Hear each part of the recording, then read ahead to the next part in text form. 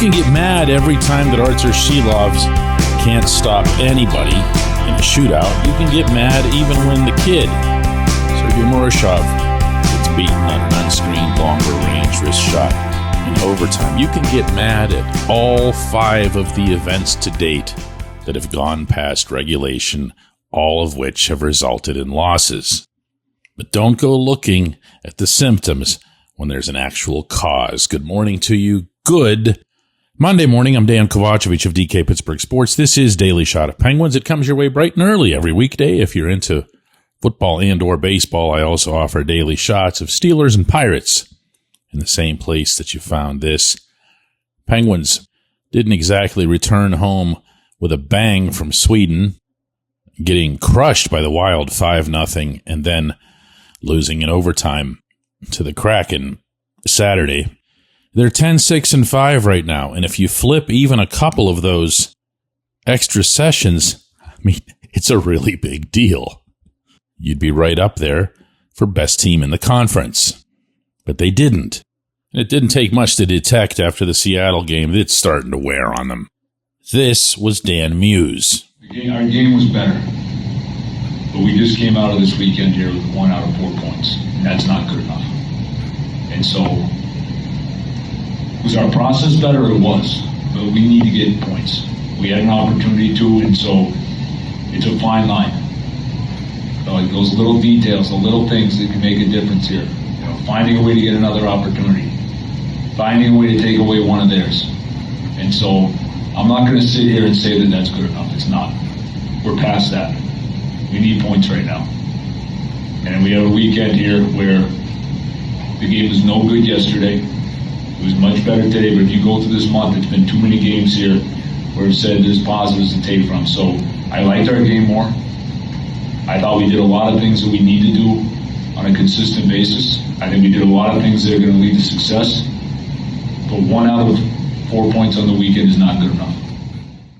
Yeah, it stinks. I was actually going to do this thing for this episode where I put together what the Penguins would look like if they had even taken 2 out of their 5 OT/SO sessions. And they'd be quite literally 2 points behind the Hurricanes for the conference lead. Just 2 of the 5, never mind if they were proficient at these things, either the overtime or the shootout.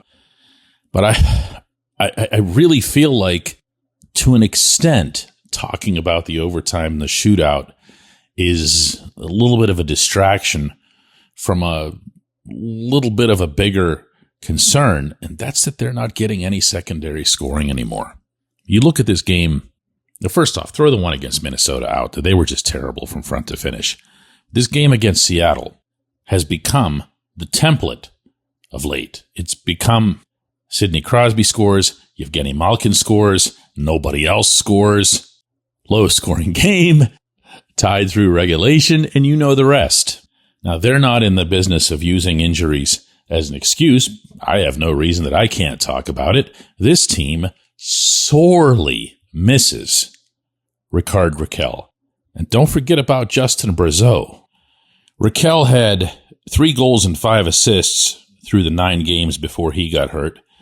Brazeau was at 6 goals and 6 assists through the 12 games before he was hurt, but almost as important to what both of those guys were bringing at that point. And I'm not comparing Rakell to Brazeau. Rakell's been doing it for a long time. Brazeau was brand new to it. But I'm just referring to the way it felt in the moment.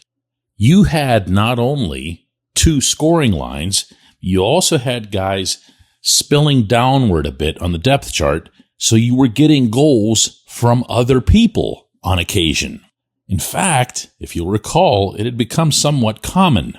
Well, it's not anymore. To Muse's credit, he and the coaches have tried to do some different things. They've put Ben Kindle up there with Sid and Brian Rust. That was cute for a couple of games, maybe not even that long. Didn't last. They now have Connor Dewar up there. Dewar made a really nice pass, really good overall read to set up Sid's goal against Seattle, but he's not a first liner. Anthony Mantha has obviously done pretty well to date with the Penguins. He's got 8 goals, second most on the team. But I don't know that we have seen either him or Gino look anywhere near as threatening as they did early on when Brazeau was with them. Kevin Hayes is coming back from a pretty significant injury. He looks to me like he's finding his way a little bit more each time out, but he's not there yet. Because of that, he's played 6 games with no goals and a single assist.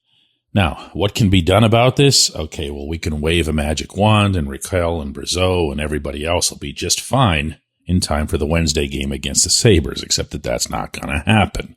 And I'm not going to pretend that there's some equally mystical solution for creating organizational scoring depth. There isn't a whole bunch of it.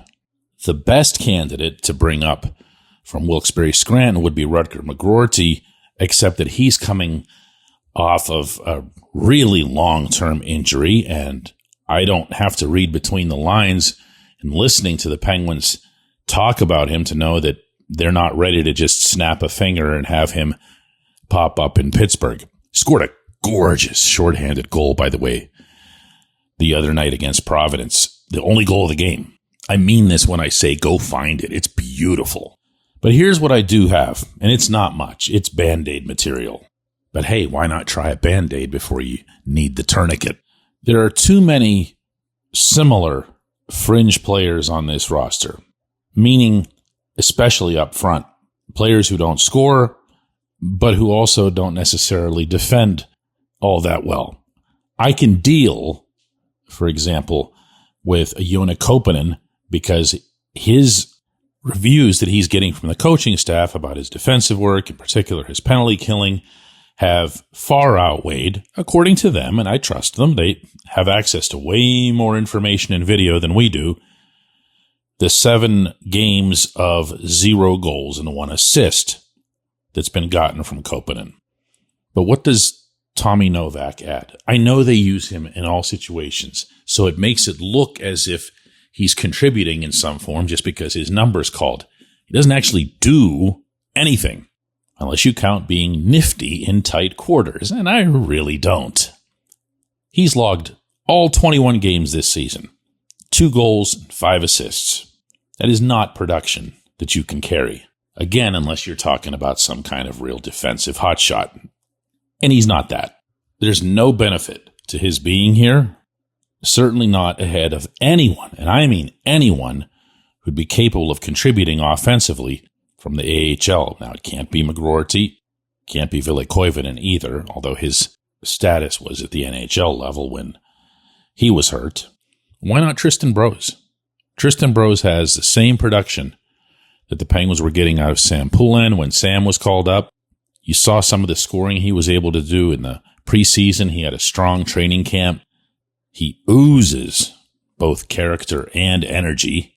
And I'll say this again, I'll take those guys. I'll take the Blake Lizottes and the Connor Dewars. So I think you get the idea.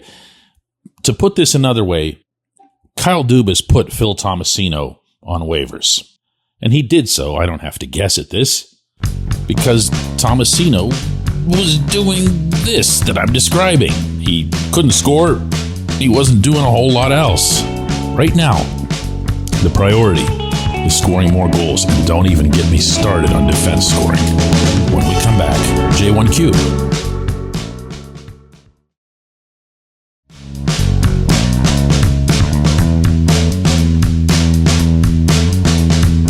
Today's J1Q comes from Jamaro, who says, look, there's no doubt that the heart is there. There's no doubt that this team has a whole other level that for some reason it can't tap into. There's no doubt that Dan Muse is shaping into a great coach, but sooner or later there has to be a shakeup in the locker room.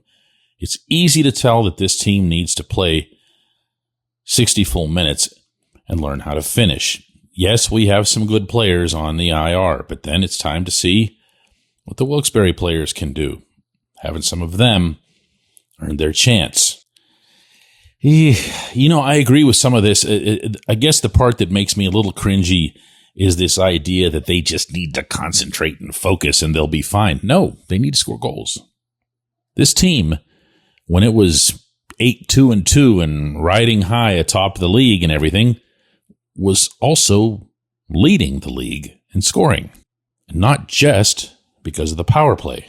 In fact, the power play is still number one in the NHL at 32.0%. No other team's even at 30.